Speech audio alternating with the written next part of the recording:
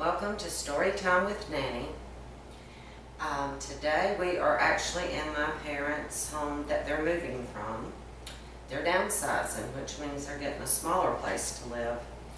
And they've been here several years, and they're also out of town, so I had to come take care of some things for them. So I decided while I was here, I would just go ahead and record from here today. We have one last story we're going to start with from the book we were in, and then we'll start a new book after this story. And this is the Aesop's Fables for Young Readers book. It's an Rebecca book. Laurel Hicks is the editor, and it's illustrated by Stan Shimon. The story that we have left to read in this book is called The Fox and the Crab. A little crab said to his mother, "I would like to go across the field up to that shining sand." "Your place is here in the water," snapped the mother crab. "But it looks so pleasant up there in the sun," pleaded the little crab. "A fox will catch you if you go on land," snapped the mother again. "But I want to go," sulked the little crab, and off he went. How nice and warm it was, how the sand shone in the sunlight. "Ho," said a fox coming along just then. "Here is my breakfast all ready for me." Crack, crack went the crab's thin shell. Soon there was no crab at all, but there was a fox with a nice breakfast just eaten. Now that's kind of a not pleasant story, is it? But that does teach us we can't trust everybody. And our parents are going to, when they tell us not to do something or to do something, then we may need to listen to that. This next book, since we're on a roll here, with this one is Better Bridges, and it's also an Rebecca book. Editor is Laurel Hicks again. It's illustrated by Mike Davis, Brian Jekyll, and Stan Shimon. We've got some good stories in here. This is a poem by Ralph Waldo Emerson, and we were going to read that today. It says, "We thank thee for flowers that bloom about our feet, for tender grass so fresh, so sweet, for song of bird and hum of bee, for all things fair we have or see. Father in heaven, we thank thee, for blue of stream and blue of sky, for pleasant shade of branches high, for fragrant air and cooling breeze, for beauty of the blooming trees. Father in heaven, we thank thee." This story is a good one. It's Sheltering Wings. It was extremely cold. Heavy sleds creaked continuously as they scraped over the dry, trampled snow. The signs above shop doors shrieked and groaned as they swung helplessly to and fro, and the clear, clean air seemed frozen into sharp little white needles that stabbed every living thing that must be out in it. The streets were almost forsaken in mid-afternoon. Businessmen hurried from shelter to shelter. Every dog remained at home. Not a bird was to be seen or heard. The sparrows had been forced to hide themselves in crevices and holes. The doves found protected corners and huddled together as best they could. Many birds were frozen already. A dozen or more doves were gathered close under the extending roof of the porch of a certain home, trying with little success to keep warm. Some small sparrows, disturbed and driven from the cozy place they had chosen, saw the doves and came flying across to them.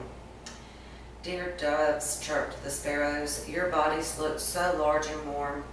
Won't you let us nestle near you? But your coats are frosted with cold. We cannot let you come near us, for we are almost frozen now," murmured the doves sadly. "But we are perishing. So are we. It looks so warm near your broad wings, gentle doves. Oh, let us come. We are so little and so very, very cold." "Come," cooed one dove at last, and a trembling little sparrow fluttered close and nestled under the broad white wing. Come, cooed another dove, and another little sparrow found comfort. Come, echoed another warm-hearted bird, and another, until at last more than half the doves were sheltering small, shivering sparrows beneath their own half-frozen wings. My sisters, you are very foolish, said the other doves. You mean well, but why do you risk your own beautiful lives to give life to worthless sparrows? Ah, they were so small and so very, very cold, murmured the doves. Many of us will perish this cruel night. While we have life, let us share its meager warmth with those in bitter need. Colder and colder grew the day.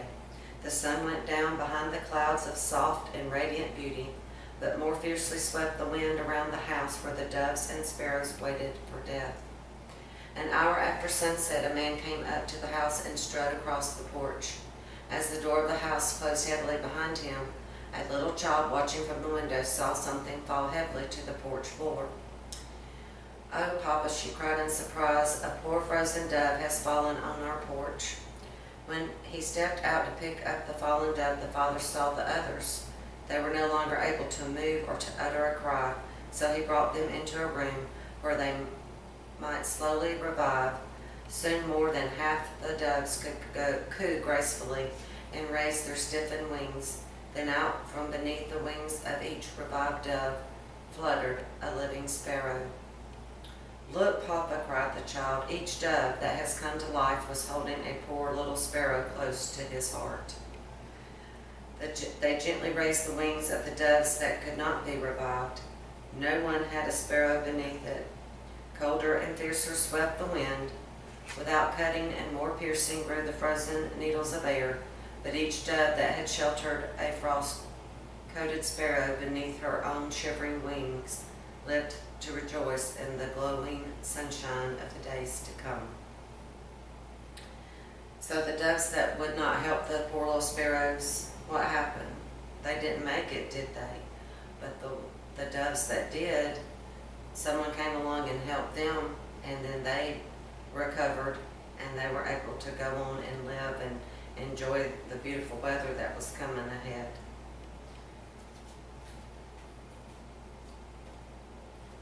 This one is called Climbing Alone. Here Wind cried an impatient voice. Come and help a friend in trouble, will you? Certainly, replied the good-natured Wind. And on arriving on the front of the cottage, he found a long branch of a climbing rose, striving to get loose from some bands which held it fast. Oh, help me, he said, pulling out the provoking nail, that I may get free. Nonsense, said the Wind. That nail is there to train you properly, so that you will grow up a beautiful rose covered with white blossoms. Just as if I didn't know my way up the wall without any of these nails and strips of cloth, examined the rose angrily. Well, even if you know your way, and I'm not so sure that you do, you don't have enough strength to climb the wall all by yourself yet. I don't care. I don't choose to be tied, cried the impatient branch again. And if you don't help me get loose, I'll tear away the nails myself. Have it your own way then, answered the Wind sorrowfully, and with a little force he bent the branch forward until the nail was drawn from the wall. A heavy shower fell that night. It bent the untidy branch down to the ground. The delicious shower had done us all good, cried every blade of grass, every flower, every tree. It has not done me such good, muttered the foolish branch as it lay stretched on the soaking ground, splashed all over with mud. Well, marked the Wind, what do you say now to a few nails and a few shreds of cloth to keep you up and out of the mud? I don't choose to be tied, the rose answered obstinately. It is not at all great or grand to be tied up and nailed up. The sun isn't nailed up. Why, my friend, cried the Wind, nothing that I know of in the whole wide world is more obedient than the sun. A time to rise and a time to set are given to it day by day, and day by day a path is marked out for it in the heavens, and never does it stray from its appointed course. For an instant the rose branch felt foolish. Then it said sulkily, Leave me alone, if you please, and the Wind went away. Friend, said the branch another day to the Wind, I can sometimes get a glimpse of the rose tree high above me, and when you move by me, I smell its blossoms. I haven't a blossom or a bud upon me. I want to be more beautiful and grow up to the top of the wall. Take my advice then, said the wind, and next time a kind hand fastens you up, don't break loose again. The rose tree would never have been anything but a straggler in the mud if it had not been for these many bonds. Then lift me up, good friend, lift me up against the wall. Nay, that I cannot do, but I will do what I can. Then the wind went off, whistling loudly. It went to the dropping ash and knocked its branches against the window pane until the man who lived in the cottage came out with a hammer and some nails, saying there must be a creeper loose somewhere. He looked up till he saw the poor rose branch trailing pitifully in the mud. It needs a nail terribly, he said, so he lifted it up and fastened it against the wall, and the bow clung humbly to the supports. Oh, what would I not give to be pure and white and sweet like the roses above me, it cried, as I might have been if I had not been falsely proud. The next night a gentle shower cleansed and refreshed its soiled leaves. Time went on, and lo, one summer morning there hung upon the branch a cluster of blossoms, pure, white, and very sweet. Would you not like me to draw out all those provoking nails? Asked the wind in mischief one day. But the branch only loaded her old friend with fragrance, answering playfully, What, and let me down into the mud again? No, thank you. The rose bush just saw that the nails and the strips of cloth that were used to hold it to the wall were unnecessary, and they thought they didn't need it, but they did. They needed to help it grow and grow up straight and strong. That's kind of like rules are to us, and we're supposed to obey rules, our safety rules, and the rules that we have so that we can grow strong. This is called earning a violin. And you don't like to practice? Grandma exclaimed in surprise when Bobby told her why he did not like to take violin lessons. But you'll have to practice, you know, or you will never learn to play. I knew a boy once who dearly liked to practice. I think I'll tell you about him. It was my brother Charlie. Charlie had wanted a violin ever since he was just a little bit of a fellow and had first heard old Mr. Potter play on his violin. Mr. Potter was a traveling tailor who went around the country making and mending men's clothing. He carried his goods from place to place and packed saddles, and he always brought his violin along. In the evening he would play, and we all loved to hear him. He played beautifully. All Charlie and I ever heard before were things like Pop Goes the Weasel or Turkey in the Straw. There was such a difference between these tunes and what Mr. Potter played that the first time Charlie heard him play Annie Laurie, I think it was he, walked up to him and said very solemnly, I like a violin better than a fiddle, and everyone laughed. Years before, Mr. Potter had had a thriving trade, but when I knew him, he did not get much to do because store suits for men had become common. Mother always found some work for him, though, and in his spare time he gave violin lessons. He was in our neighborhood several weeks each spring, and one winter Charlie determined to have a violin and be ready to take lessons when he came next time. So right away he began to save money for a violin. But there wasn't much Charlie could do to earn money, and it looked as though he would never get enough for a violin, let alone enough for an instruction book and lessons. But he did get the violin, and this is how it came about. It was one of the coldest winters anyone remembered in years. A deep snow lay on the ground for weeks and weeks, and the roads were frozen hard and as smooth as glass. There was a sawmill about 8 miles down the road from our house, and every day we could see men passing on their way to the mill with logs, then big iron hooks called dogs.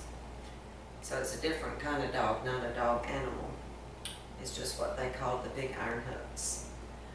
They would be driven into the logs and fastened to a heavy chain which would be hitched to a horse. It was an easy way to get logs to the mill, and everyone was hurrying to haul as many as possible before the thaw came. Father had cut one big walnut log when he had been called to serve on jury duty and had gone to Clayville to attend court. Before he went, Charlie asked him what he would do with that one log, and Father told Charlie he could have it. Charlie could hardly believe his ears, and he asked Father whether he really meant that he could have the money for the log if he could get it to the mill. Father said that was what he meant, but afterward he told Mother he never dreamed Charlie would try to do it. But from the first, Charlie intended to move that walnut log to the mill. He thought of nothing else. He made plan after plan. He found out from the storekeeper that the man who owned the sawmill came to the store Saturday afternoons to buy supplies for the next week. So when Charlie and I went to the store for Mother on the next Saturday, we sat by the stove to warm ourselves and wait for the sawmill man. When he came, Charlie asked him whether he would buy the walnut log. "Well, that depends," said the man, looking Charlie over good-naturedly. "I'm not anxious to lay in any more logs than we've bargained for. We're going to move Wednesday." Then when he saw the disappointment on Charlie's face, he said, "Pretty good log, is it?" "Oh, yes, sir," Charlie eagerly said. "My father said when he cut it that it was the first-rate woods grown 10 or 12 feet long." "Well, if that's the case, I reckon I could use it," said the man. "Be sure to have it in by Tuesday, though." We came home by way of Mr. Briley's, and Charlie got permission to borrow his logging chain and dogs, not the rough kind, as they were called. He stopped to look at the log, and Charlie declared he could not get it to the mill without any trouble. He could have to if he hadn't been for the thaw. Sunday was the longest day Charlie ever put in. Sometimes he would get discouraged and think he couldn't do it at all. Then the next minute he would be talking about the kind of violin he would get with the money from the log. Father had come home for Sunday, and he would help him get started. Sunday after dinner the weather turned slightly warmer, and by 4 o'clock a gentle rain was falling. When Charlie got up long before daylight Monday morning, Mother told him that it had rained hard all night. He fed the horse and ate his breakfast, and Father helped him drive the hooks into the log. Then Charlie was off. He got to the log as far as Sugar Creek without any trouble. And there, what a sight met his eyes. Sugar Creek was out of bank, and the shallow stream easily forded the year round was like an angry, rushing little river filled with cakes of ice. To ford it was clearly impossible till the ice went out, and even then the current would be rapid and dangerous. There was nothing to do but wait, and Charlie unhitched the horse and came back home. It was still raining and thawing, and it didn't get any better all that day. The next morning, though, the creek was clear of ice, which was some advantage. I went with Charlie and sat on the log, feeling very helpless while he walked up and down the creek bank, trying to think of some way to get the log across. The current was so strong that though the horse could swim it, he could not swim and drag the heavy log across. Charlie examined the foot log carefully and found that it had not been moved by the high water, being chained at each bank to a big tree. Then he made his plan. He fastened some strong rope he had brought along to the chains which went around the walnut log. Holding the other end of the rope, he got on the horse and made him swim to the opposite bank. Then he fastened the rope at the side of the horse's harness and urged the horse up the bank. The horse tugged and pulled, and finally the log moved slowly down into the water. Now came the test of Charlie's plan. If the foot log proved strong enough to withstand the jar it would get when the walnut log hit it, everything would be all right. But if the foot log gave away, Charlie would have to cut the rope quickly to keep the horse from being drawn back into the water, and the walnut log would float downstream and be lost. I almost held my breath when the walnut log sucked rapidly down the stream by the swift current, struck the foot log. I shut my eyes tight and did not open them until I heard Charlie shouting for joy. The foot log hadn't budged. Because of the high water, Charlie thought it would be easy for the horse to pull the log out on the ground, but the log stuck on something under the water. Charlie couldn't raise the log up, and he had to let it slide back into the water. It slid back several times before it finally came out on the road. It was nearly noon, and Charlie was wet to the waist, so he went back home to change his clothes and get a fresh horse. After dinner, he started out again. He got to the mill all right and sold the log, and when he reached home late that night, he had money enough for a violin. When Father heard about it, he was so proud of him that he doubled the money. So Charlie had more than enough for his lessons and his instruction book too. And did he really like to practice? Asked Bobby unbelievingly. Yes, indeed, and he came to be a fine violinist and owned a violin that cost a great deal of money. But he always kept that first one too. He worked very hard to get what he wanted, didn't he? And I like the fact that even though when he got older and he could afford a very expensive violin, he always kept the first one he had. And a lot to him, didn't it? This one is Silver Sails. The editor is Laurel Hicks, and it's illustrated by Mike Davis.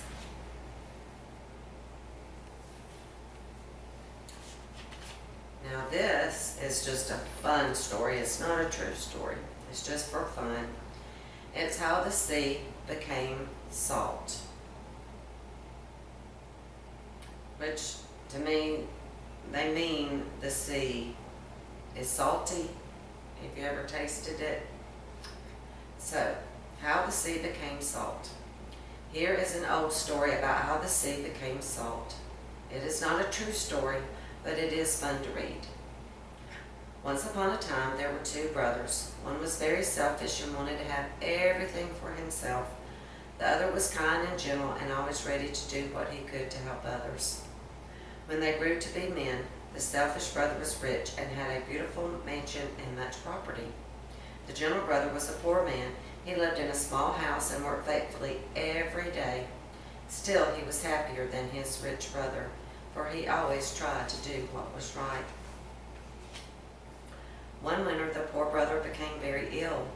He could not do any work, and so there was no money in the house. It was a difficult winter for him and his wife. They did not have enough food to eat, and they went cold because they could not buy wood to burn.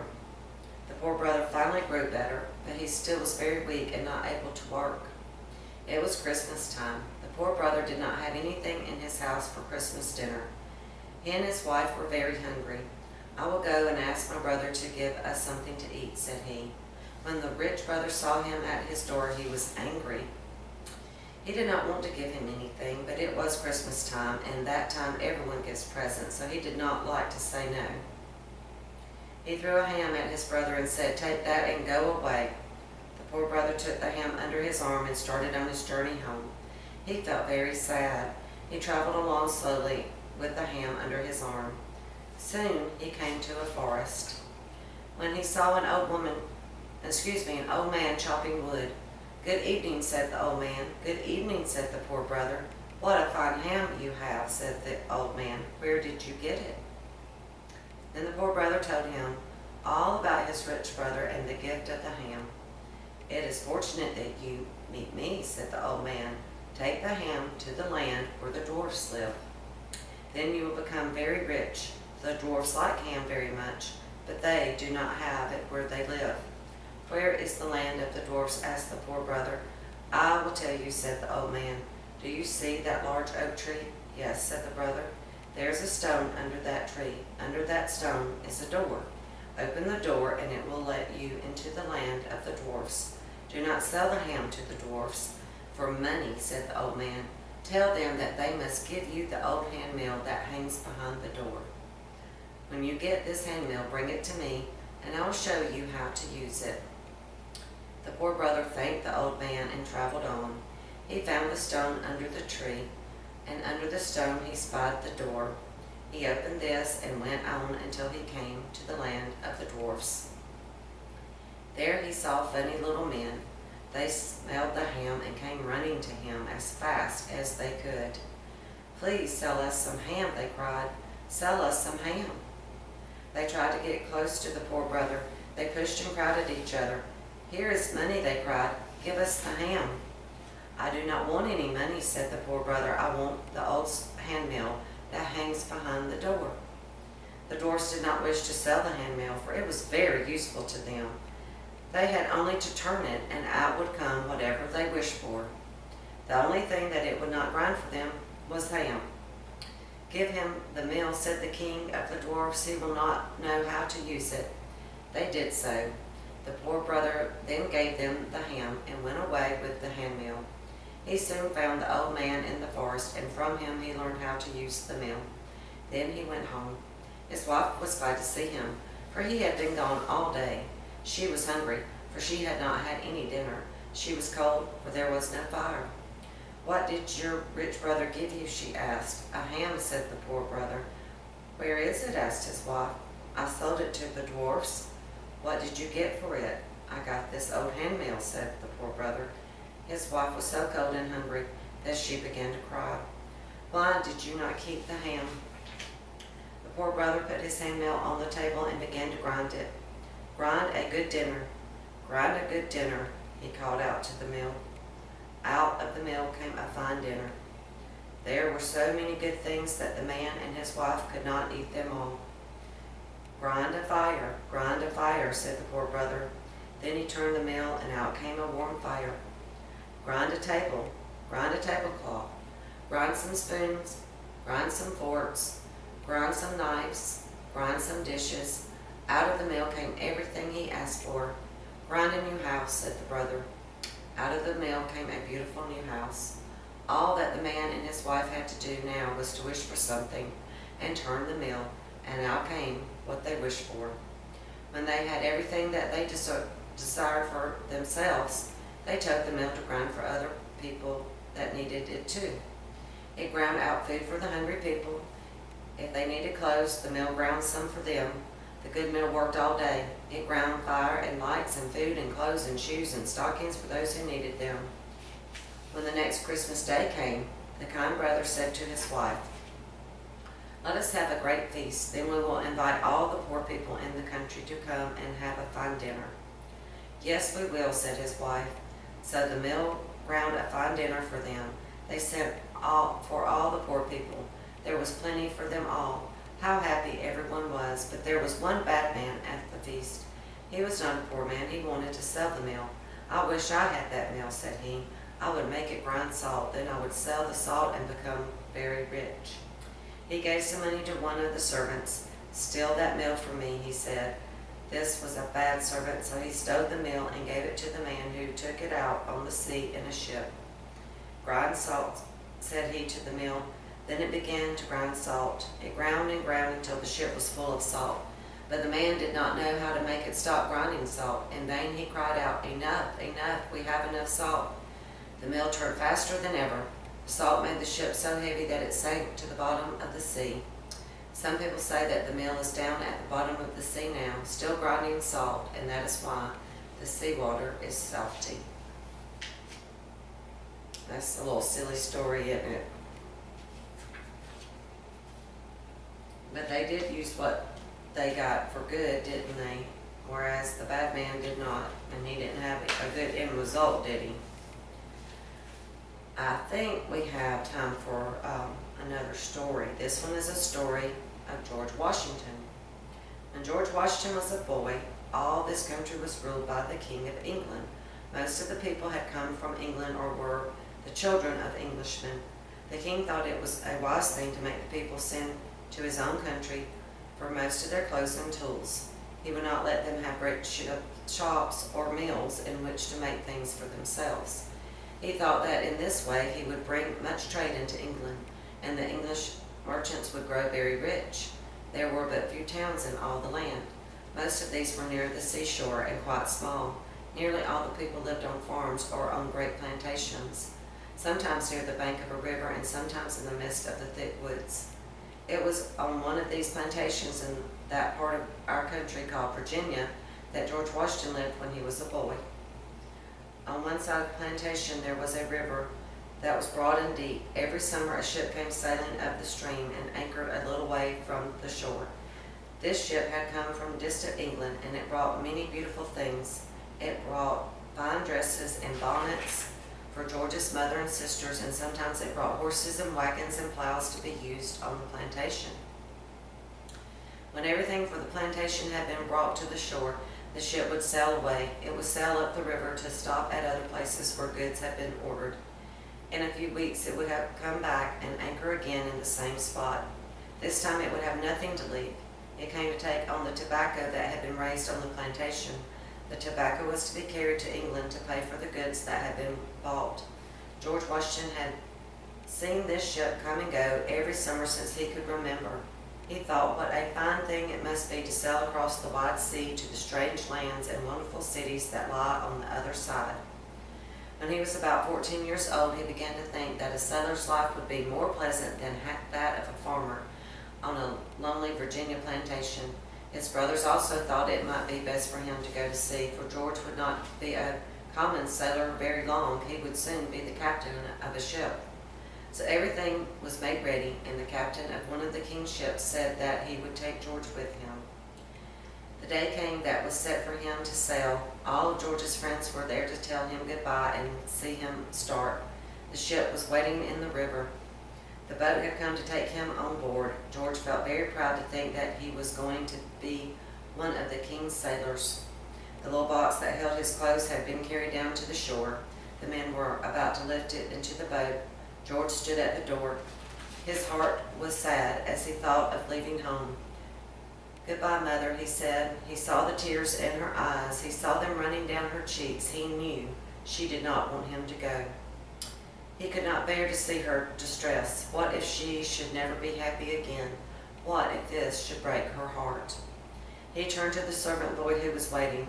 "Run down to the landing, Bobby," he said, "and tell them not to put the box on board. Tell them that I am not going to sail in the ship." Then he said, "Mother, I will stay with you and try to make you happy." George said his mother, "There is a blessing promised to the child who honors his father and mother. I am sure this blessing will be yours." And you know, sure enough, later on, George Washington, when he got older, and I'm sure his mom felt it was safer for him to go off and have adventures, he did have many, because he did become our first president in the United States of America. So he did go on to do many great things, but I think his mom knew what was best, and he had to stay at home and grow up a little more before he went on to do bigger and greater things.